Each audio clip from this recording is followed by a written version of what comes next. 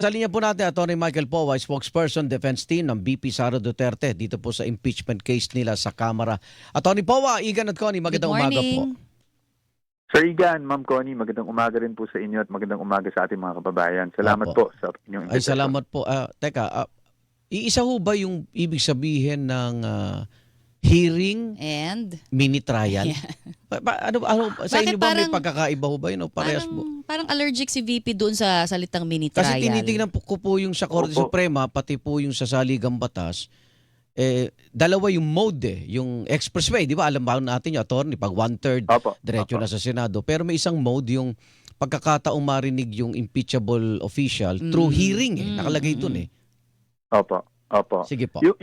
Yung sa atin naman po kasi, no, pagdating sa mini trial, yung salitang na hindi naman po nanggaling sa atin yun, no, Opo, yung okay. salitang mini trial. Oh.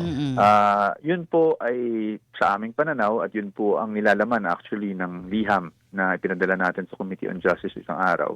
Yun po ang aming objection. Kasi po, pagdating po sa trial, yun po ay dapat nandun na sa Senado. At ang nakasulat naman po sa yung batas na ang Senate ang may exclusive powers to Oo. try impeachment cases. Pagdating naman po sa sinasabing hearing, ang pagkakaintindi po natin, at ito po ay aming posisyon, no? Nirerespeto din naman natin ang posisyon ng iba kahit nasalungat sa atin.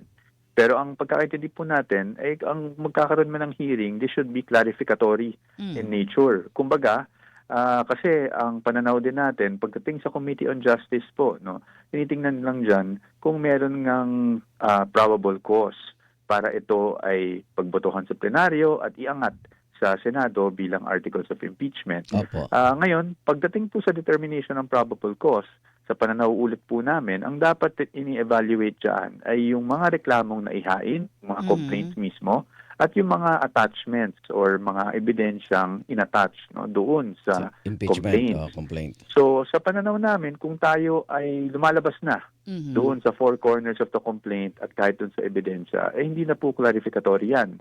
At nagiging parang sa kanila nanggaling, may trial type, no, mini trial Oo. kung tawagin, na sa aming posisyon, hindi dapat sinasagawa at this level or at this stage Oo. of the proceeding. Diyan po ay dapat sa Senado na dahil doon po may pagkakataon naman po ang defense na mag-cross-examine doon sa mga witnesses na i-represent para naman po matest natin ang kredibilidad ng Opo. mga sinasabi nila. Kailan So sa po ba- tingin nyo po, itong mga bagong hinihinging ebidensya, yung SALN, yung bank Bank records, records. ITR, na hindi kasama sa complaint no ng impeachment yung mga nag-endorse niyan, Opo. fishing expedition yun, dapat manatili sila doon sa existing evidence na hawak po ng komite.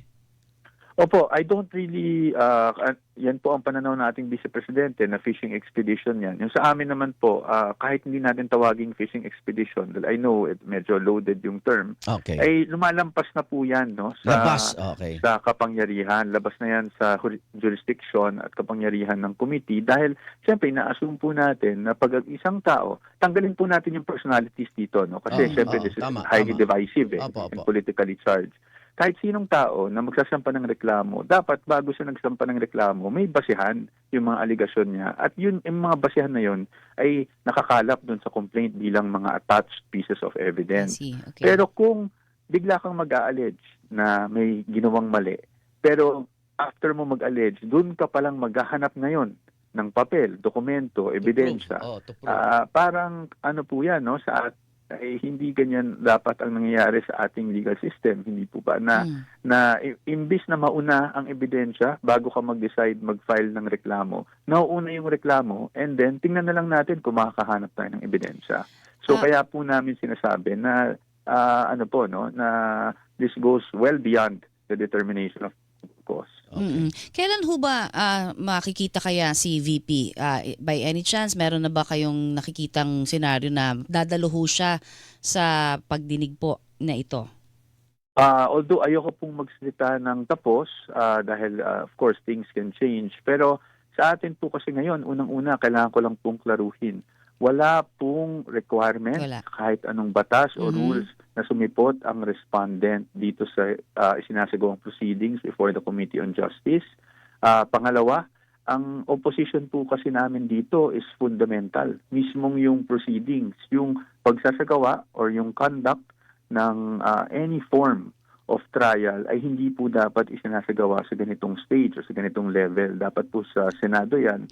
So sa ngayon po hindi ko po masasabi kung talagang may pagkakataon pang dumalo ang ating Vice Presidente dahil fundamental po yung objection natin eh. Okay. Pero At yun po, may kung- mga lumalabas kasi na na parang constitutionally bound siya to attend these things. Hindi po Hindi.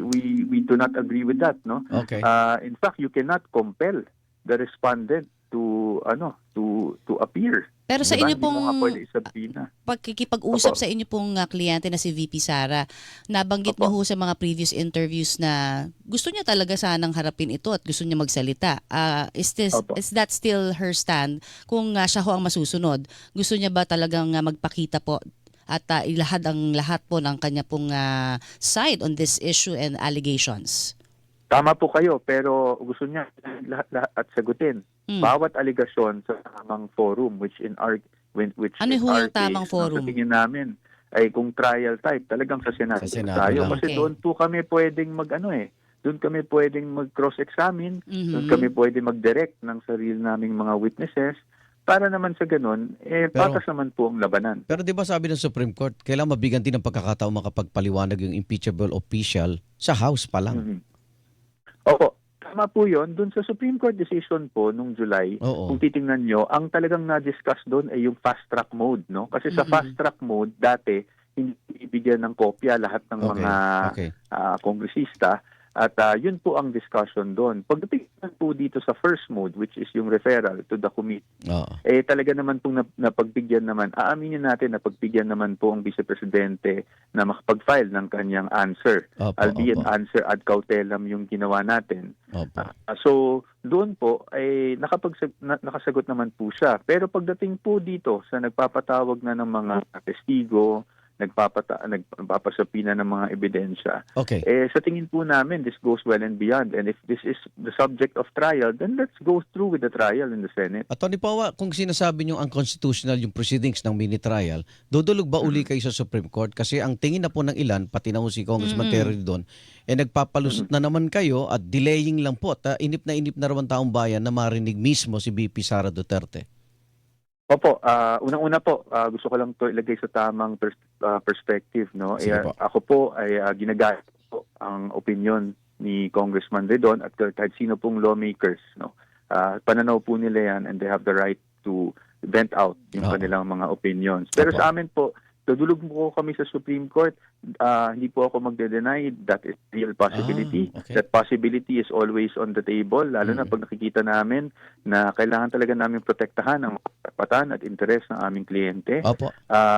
Pero hindi pa po ako magbibigay ng categorical. Isa yan sa mga remedies na Opo. pinag-iisipan. Pero pangalawa po, yung sinasabi na pag-delay, hindi nga po, no, ang sinasabi nga namin is dapat ma-determine na yung probable cause. So kung nagkaroon na tayo ng determination on sufficiency of substance, sufficiency in form, sufficiency in ground, kung meron mang hearing, clarificatory lang dapat. At kung sa tingin nila ay may probable cause, edi iakyat na po natin sa Senado para naman po kami po ay Doon na kayo meron na rin sasagot. kaming pagkakataon na to not only present our evidence but also to cross-examine the evidence and the Okay. the witnesses that they will be presenting. Okay. Thank Atty. you, Pawa, Attorney. salamat po sa pagpapaliwanag. Salamat po, Sir Igan at Ma'am Connie. Maraming salamat sa Thank you, sir. opportunity. Magandang umaga po sa inyo. Tagapagsalita ng Defense Team Atty. Michael Pawa, VP Sara Duterte. Hilingan, walang pinopro